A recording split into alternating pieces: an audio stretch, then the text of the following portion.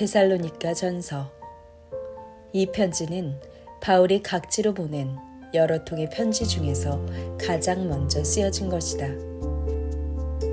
데살로니가 교회의 형편을 돌아보고 온 디모데의 보고를 통해 바울은 세 가지 문제점을 발견하였다. 첫째는 사람들이 재림의 교훈을 잘못 이해하여 일손을 놓은 채 이교적 기대 속에 예수의 재림만을 대망하고 있다는 것이고, 둘째는 따라서 무기력에 빠진 사람들이 많다는 것이고, 셋째는 윤리적인 훈련이 없어 교회의 질서가 어지럽다는 것이었다. 이처럼 주께서 다시 오실 일에 대한 올바른 이해와 확신이 없는 데살로니가 사람들을 위해 바울은 하나님의 복음을 정확하게 이해시키고 가르치려고 이 편지를 썼다. 1장 인사. 바울과 실루아노와 디모데는 아버지 하나님과 주 예수 그리스도 안에 있는 데살로니가 교회 여러분에게 이 편지를 보냅니다. 아버지 하나님과 주 예수 그리스도의 은총과 평화가 여러분과 함께하기를 빕니다. 데살로니가 사람들의 믿음. 우리는 언제나 여러분의 일을 생각하고 하나님께 감사를 드리고 있습니다. 그리고 여러분을 위해서 늘 기도하며 언제나 잊지 않고 여러분의 사랑에 넘치는 수고와 강한 신앙과 우리 주 예수 그리스도의 재림을 간절히 기다리고 있는 태도를 우리 아버지 하나님께 말씀드리고 있습니다. 사랑하는 형제들이여, 우리는 하나님께서 여러분을 가려 뽑으시어 극진히 사랑하고 계신다는 것을 잘 알고 있습니다. 그러기에 여러분은 우리가 전한 복음을 무의미하게 흘려보내지 않고 큰 관심을 가지고 듣게 된 것입니다. 그리고 그 복음이 진리라는 강한 확신을 성령께서 여러분에게 부어주시어 여러분은 중대한 영향을 받게 된 것입니다.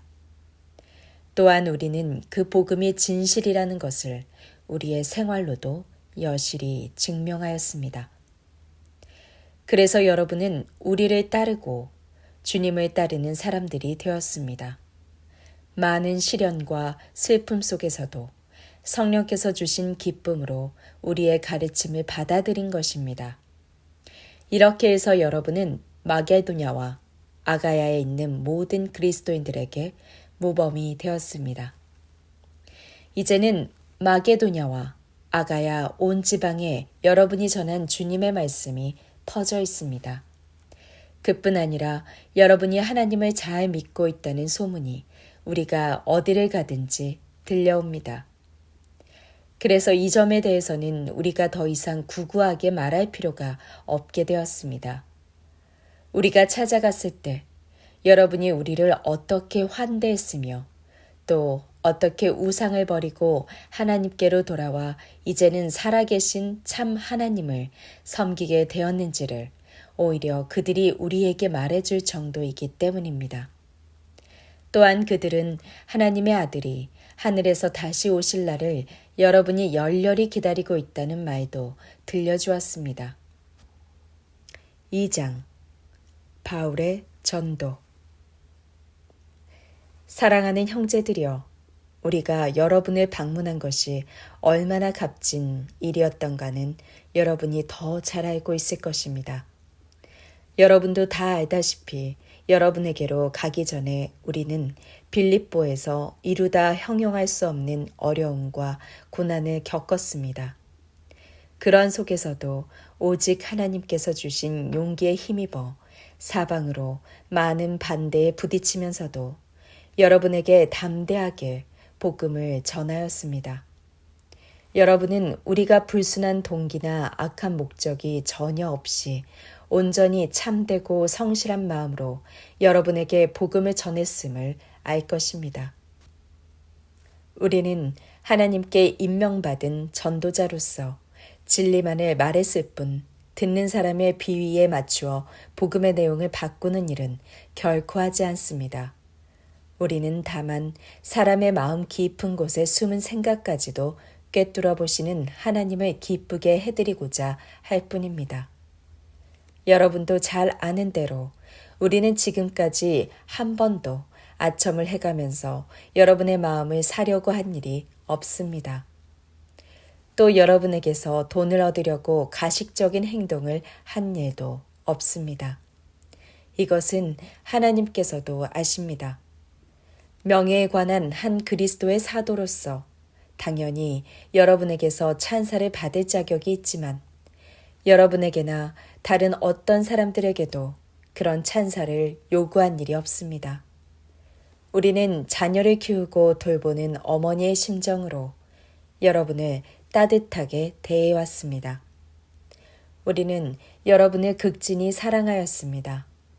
하나님의 말씀을 전하는데 그치지 않고 우리의 목숨을 내어줄 정도로 사랑하였습니다. 사랑하는 형제들이여, 우리가 여러분과 함께 있을 때 얼마나 열심히 일했는지 기억해 보십시오.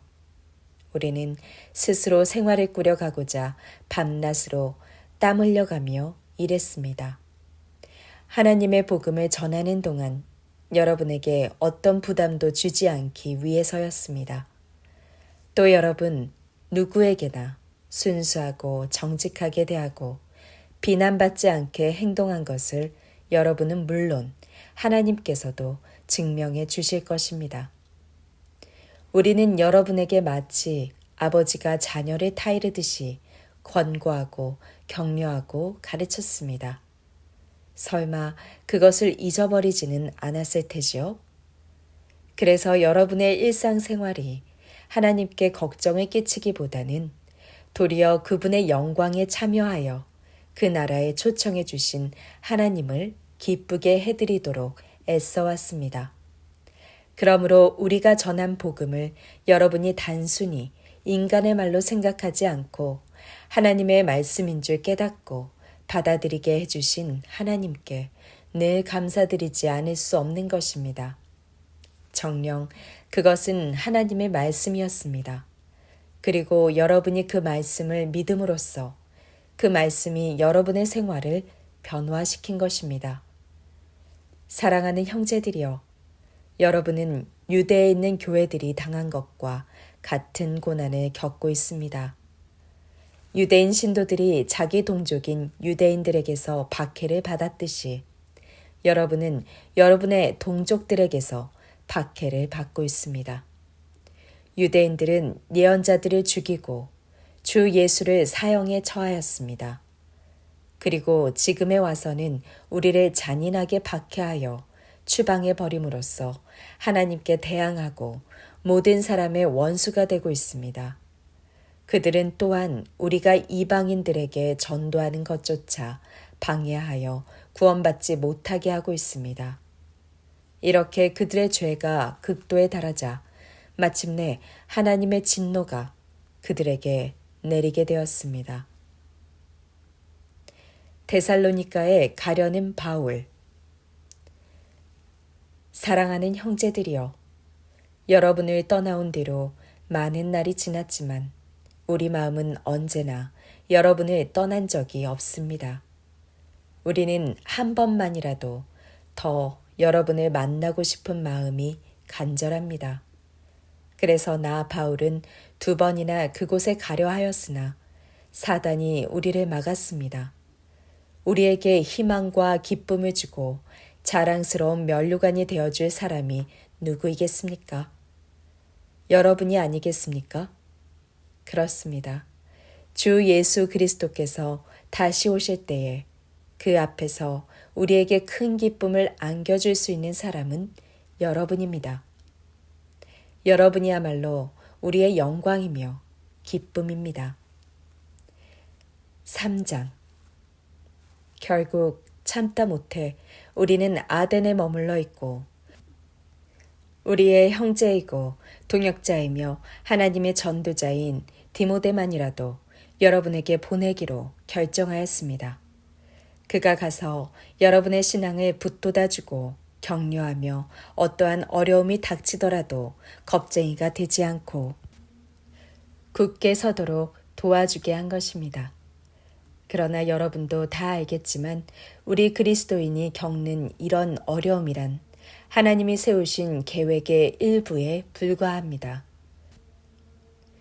우리가 여러분과 같이 있을 때 장차 고난의 때가 올 것이라고 경고해둔 바로 그 일이 지금 일어나고 있는 것입니다. 이런 이유로 나는 더 이상 불안에 쌓여 있을 수 없어서 여러분의 믿음이 종전과 같이 강하게 나가고 있는지 어떤지를 확인하려고 디모데를 보낸 것입니다. 혹시 여러분이 사단의 유혹에 넘어가서 믿음을 빼앗기지는 않았는지, 그래서 지금까지 우리가 수고해온 것이 수포로 돌아가지는 않았는지 무척 걱정이 되었습니다. 그런데 방금 디모데가 돌아와서 여러분의 믿음과 사랑이 여전히 굳건하다고 하는 반가운 소식을 전해주었습니다. 그리고 우리가 방문한 일을 즐거운 추억으로 간직하고 우리가 여러분을 보고 싶어하는 만큼이나 여러분도 우리를 보고 싶어 한다는 것을 전해주었습니다. 사랑하는 형제들이여, 이제 우리는 모든 고난과 역경 속에서도 큰 위로를 느낍니다. 여러분이 주님 안에 진실하게 서 있음을 알았기 때문입니다. 여러분이 주님 안에서 굳게 서 있기만 한다면 그것만으로도 우리는 어떤 어려움도 견뎌 나갈 수 있는 것입니다. 여러분이 안겨준 그 기쁨을 어떻게 다 하나님께 감사드리며 기도로 표현할 수 있겠습니까? 우리는 여러분을 다시 만나서 여러분의 믿음에서 부족한 부분을 보충해 드리려고 밤낮으로 하나님께 간구하고 있습니다. 아버지 하나님과 우리 주 예수께서 허락하셔서 우리가 여러분에게 갈 수 있게 되기를 빕니다. 그리고 주께서 우리가 여러분을 사랑하듯이 여러분이 서로 사랑하고 더 나아가 여러분의 사랑이 확산되고 넘쳐 모든 사람을 사랑할 수 있도록 해주기를 빕니다. 그리하여 여러분의 마음이 강하고 거룩하게 되어 우리 주 예수 그리스도께서 모든 성도들과 함께 다시 오실 때 아버지 하나님 앞에 흠없이 설 수 있게 되기를 빕니다. 4장. 하나님을 기쁘게 해드리는 생활. 사랑하는 형제들이여, 한 가지 더 덧붙여 당부합니다. 여러분은 어떻게 살아가는 것이 하나님을 기쁘게 해드리는 일인지를 이미 알고 있습니다. 우리가 주 예수께서 일러주신 바를 여러분에게 알려주었기 때문입니다. 그러므로 이제 여러분에게 부탁합니다. 아니, 주 예수의 이름으로 요청합니다. 여러분은 그 길을 향해서 더욱더 열심히 노력하십시오. 하나님께서 원하시는 대로 거룩하고 순결하게 살아가십시오. 성적인 모든 죄를 피하고 거룩하고 품위 있는 결혼 생활을 하십시오. 하나님을 알지 못하고 자기 멋대로 행동하는 이방인처럼 더러운 욕정에 빠져서는 안 됩니다. 남의 아내를 가로채는 일이 없도록 하십시오. 이 역시 주님의 명령입니다. 전에도 엄중히 경고해 둔 대로 주님은 이런 짓을 하는 사람에게 무서운 형벌을 내리십니다. 하나님께서 우리를 부른 것은 더러운 생각이나 욕정에 빠진 삶이 아니라 거룩하고 깨끗한 삶을 살게 하시려는 것이니 만일 누구든지 이 계명에 따라 살기를 거부한다면 그는 인간의 윤리만을 어기는 것이 아니라 성령을 주신 하나님까지 거역하는 것이 됩니다. 하나님의 백성들 사이에서 가져야 할 순수한 형제 사랑에 대해서는 많은 말이 필요 없다고 봅니다. 하나님께서 친히 여러분에게 서로 사랑할 것을 가르쳐 주셨을 뿐만 아니라 여러분은 그 가르침대로 마게도냐에 있는 모든 믿음의 식구들을 감싸고도 남을 큰 사랑을 나누어 오고 있기 때문입니다. 사랑하는 형제들이여, 그러므로 우리는 여러분이 그들을 더욱더 사랑할 것만을 당부하겠습니다.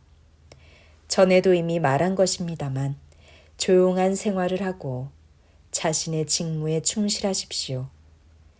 자기가 맡은 일을 진심으로 정성을 다하여 주십시오. 그렇게 되면 그리스도인이 아닌 사람들도 여러분을 믿고 따르며 존경하게 될 뿐 아니라 여러분도 다른 사람에게 신세를 지지 않게 될 것입니다. 주님의 재림. 사랑하는 형제들이여, 그리스도인이 죽으면 어떻게 되는가를 늘 명심해 두십시오. 그래서 사람이 죽었을 때 슬픔에 못 이겨 아무 희망도 없는 사람들처럼 행동하는 일이 없도록 하십시오. 우리는 예수께서 죽었다가 다시 살아나신 것을 믿습니다. 그러므로 예수께서 다시 오실 때 이미 죽어서 세상을 떠난 모든 그리스도인도 하나님께서 예수와 함께 생명의 나라로 데려가실 것을 믿습니다. 우리는 주께서 직접 일러주신 것을 토대로 여러분에게 전합니다. 비록 우리가 주께서 다시 오실 때 살아있다고 하더라도 무덤 속에 있는 사람들보다 먼저 주님을 만나지는 못할 것입니다. 큰 호령과 천사장의 소리와 하나님이 불러 모으시는 나팔 소리와 함께 주께서 하늘에서 내려오시면 그리스도를 믿다가 죽은 사람들이 먼저 일어나서 주님을 만나게 될 것입니다. 그 다음에 땅 위에 아직 살아남은 우리가 다 함께 구름에 쌓여 공중에서 주님을 만나게 될 것입니다. 그리고 영원토록 주님과 함께 있을 것입니다. 여러분은 이 사실을 명심하고 서로 위로하며 격려하십시오. 5장 재림에 대비하라. 사랑하는 형제들이여, 이런 일들이 언제 일어날 것인가에 대해서는 대답할 수가 없습니다. 여러분도 알다시피 그 시기를 알고 있는 사람은 아무도 없기 때문입니다. 주님의 날은 마치 밤중에 도둑이 오듯 생각지도 않은 때에 옵니다. 모든 것이 잘 되어 간다, 모든 일이 평온하고 무사하다고 사람들이 말할 때 갑자기 재난이 닥칠 것입니다. 그것은 마치 해산할 여인에게 갑자기 닥치는 진통과도 같아서 아무도 그 재난을 피할 수 없습니다. 몸을 피할 장소가 없기 때문입니다. 사랑하는 형제들이여, 그러나 여러분은 이 일에 대해서 아무것도 모른 채 암흑 속에 살아있는 것이 아니지 않습니까? 그러니 여러분은 주님의 날이 오더라도 도둑이 올 때처럼 놀라고 당황하지 마십시오. 여러분은 빛의 자녀이며 낮의 자녀입니다. 어둠이나 밤에 속한 자가 아닙니다. 그러니 다른 사람들처럼 잠들어 있지 말고 정신을 차려서 망을 보고 있으십시오. 주께서 다시 오실 날에 대비해 침착하게 행동하십시오. 밤은 잠자는 시간입니다. 술을 마시는 사람들도 밤에 마시고 취합니다. 그러나 우리는 빛 가운데서 사는 사람이므로 믿음과 사랑의 갑옷으로 몸을 보호하고 구원과 희망의 투구를 쓰고 침착하게 행동합시다. 하나님께서는 진노를 내리기 위해서가 아니라 우리의 주 예수 그리스도를 통하여 구원하고자 우리를 택하셨습니다. 주께서는 당신이 다시 오실 때 우리가 죽어 있든지 살아 있든지 간에 영원히 함께 살 수 있게 하려고 죽으셨습니다. 그러므로 이미 여러분이 하고 있는 그대로 서로 격려하고 도와주십시오. 마지막 지시와 작별 인사. 사랑하는 형제들이여, 여러분과 함께 지내며 열심히 일하고 또 여러분이 잘못한 점이 있을 때 충고해주는 교회의 지도자들을 존경하십시오. 여러분을 도우려고 애쓰는 그들을 높이 평가하고 진심으로 사랑하여 서로 싸움을 일으키는 일이 없도록 각별히 주의하십시오. 사랑하는 형제들이여, 게으른 자들을 나무라고 소심한 자들을 격려하며 허약한 자들이 있거든 돌보아 주십시오. 그리고 모든 사람에게 인내로 대하십시오. 아무도 악을 악으로 갚지 마십시오. 그보다는 또 언제나 서로 선을 베풀도록 힘쓰십시오. 또 모든 사람에게 선을 베푸십시오. 항상 기뻐하십시오. 언제나 기도에 힘쓰십시오. 어떤 처지에 있든 감사하는 마음을 잊지 마십시오. 이것은 하나님께서 그리스도 예수를 믿는 여러분에게 바라시는 뜻입니다. 성령의 불을 끄지 마십시오. 예언하는 자를 비웃지 마십시오. 어떤 일이든 그것이 참으로 옳은 것인가를 확인해 보고 만일 옳은 것이거든 받아들이십시오. 모든 종류의 악을 멀리 하십시오. 평화의 하나님께서 여러분을 완전히 깨끗하게 하셔서 하나님께 헌신할 수 있게 해주시기를 빕니다. 또한 여러분의 영과 혼과 몸을 우리의 주 예수 그리스도께서 다시 오실 때까지 흠 없게 지켜주시기를 빕니다. 여러분을 불러 자녀가 되게 하신 하나님께서는 반드시 약속한 대로 이루어 주실 것입니다. 사랑하는 형제들이여, 우리를 위해 기도해 주십시오.